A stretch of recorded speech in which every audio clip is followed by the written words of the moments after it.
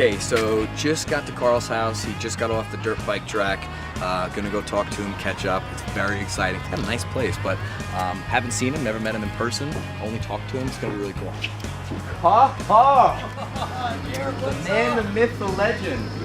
Dude, what are you doing? Man? What are you doing? Just unloading. You're gonna hurt yourself. I see you too. Yeah, man.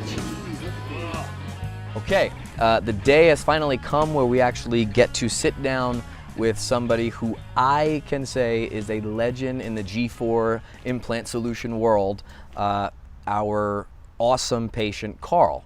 Karl, who I am sitting with, he had his procedure done, 6 years ago. 6 years ago.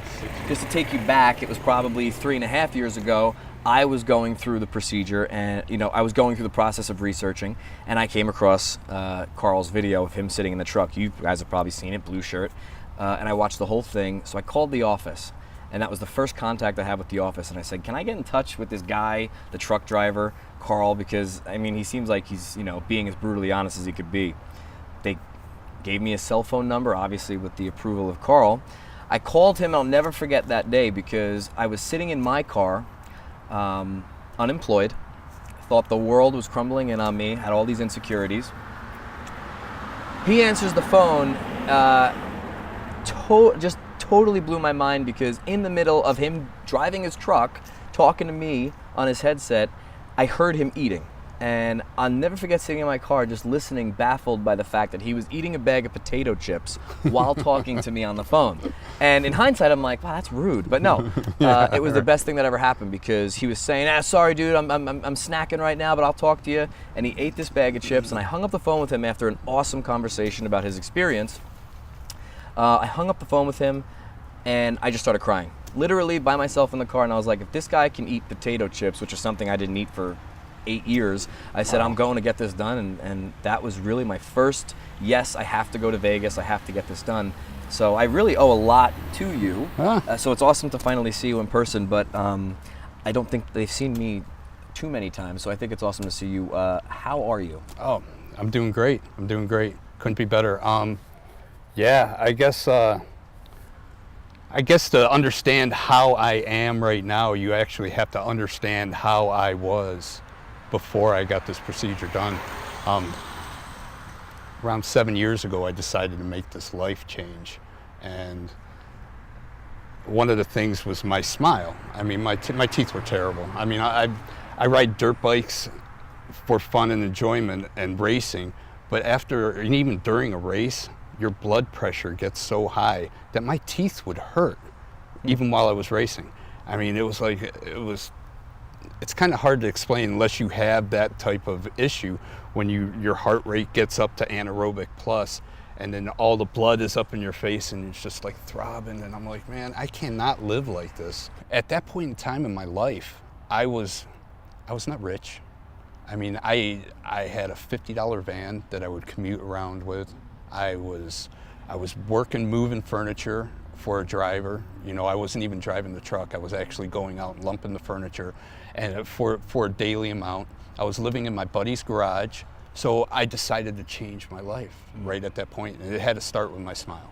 And at that point in time, between that point in time and the time that I got my surgery was about a year's time. When I hear you say that, I think there's a lot, you get to a point, right, in your life, I think everybody does, where you kind of, especially with these issues with your teeth, anybody who I think can relate or who goes through it like we did, very similar stories, just probably a few years apart. Yeah, just a few years. There is an aha moment, like where it's like, oh wow, that's what I need to do. What? And you said you just decided to change your life. Yeah. Was there an aha moment? Was there something that happened that made you go, this is it. I'm getting my teeth done. I'm getting a better job. I'm relocating. I'm doing this for me. Yeah. What was it? The pain. A lot of it had to do with the pain, because my teeth were getting to a point where if I would eat a certain food, or I would, like I said previously, race or something like that, if I would I'd have to live my lifestyle to avoid being in pain. Because here, have a bag of peanuts? No. Chew a stick of gum? No. At that point in my life, I was eating steak. I mean, eat a piece of steak. There was no way I was going to eat a piece of steak back then, because it would have traumatized the root. I would have been in pain, and I would have been up in bed for 2 days with an ice cube or a tea bag. Or how long were you dealing with that? I was dealing with probably about like 4 years. I would say it got really bad. Destructive lifestyle when I was younger. I mean, I'm not going to get into the skivvies of the 80s, but if you lived through the 80s, you know what I'm talking about, Smoker, I was a smoker. Drinker, I was a drinker. Everything that you could do bad for your teeth, I did. But then, no longer a smoker, no longer a drinker. A lot of things changed when I got my smile. One of the things that I now have, again, the advantage of talking to a lot of the patients, a lot of them can't believe this happens in a day. They can't believe that it's affordable, and they can't find, they can't understand how average Joes like us can make it happen. And I think that's such a crucial thing, is that it's just about if it's important to you. If it's important, you'll make it happen. I mean, if it's I'm not a life coach or anything like that for anybody. I mean, I have my own issues. Well, I have my own issues and everything like that I have to go through. I mean, not right now, but I mean, I have my own planning and everything with work and stuff like that. Sure. Yada. But you have to set a goal. I mean, you have to put that out there on a pedestal, and you should say, I'm going to get that. Yeah. I'm going to make it happen. And I'm not going to promote other things, but I read a book called The Secret. Right. And it was like kind of like, if you put it out there, you've read it, so you know. So if you put it out there, you have a positive attitude towards it, it's going to be yours. Yeah. And I said, I'm going to achieve that, and this is my goal. I'm going to achieve it, and I got it. Yeah. I got it, and I'm not going to stop there. PMA, positive mental attitude. Yeah. So, I mean, there's a lot of people out there that are going, there's no way I can possibly afford it. I'm like, yes, there is. Yeah. There is a way. What I have and what I put these through, I mean, people don't realize. I mean, you could go and buy a car from a guy, or look for a review on a car. Okay, say you're researching cars and you're like, I want this car. This review says, awesome car, and then you contact the guy and he goes, yeah, I've had this car for like 4 years. It's awesome. Never had a problem with it. I said, well, how much do you drive it? Well, I keep it in the garage. I never take it out, and it stays in the garage. Or you can go and talk to the person that takes their car and runs it through the woods and goes mudding with it. I mean, I put my prosthetics, I'd like to call them, I put my prosthetics through the test. I mean, if you're thinking about, having something in your body that you're like, I hope they stay in there. Yeah.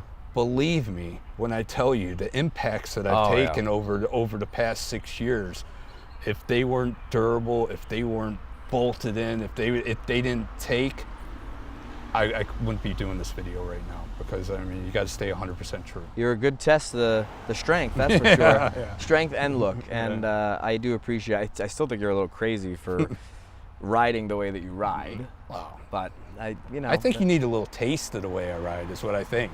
I'll look at the bike. I'll look at the bike, which is what we can do now. So let's go take a look at these bikes. Okay. All right. Yeah. All right. Hey, really quick, I gotta go over a couple steps really quick. Throttle, front brake, clutch, kickstarters on this side, fuels on this side, chokes on this side. You gotta pull checklist to start it. And then this is the compression release, so you gotta get it on top dead center to start it, and then you gotta go. All right, dude, I think I got something a little bit more your speed.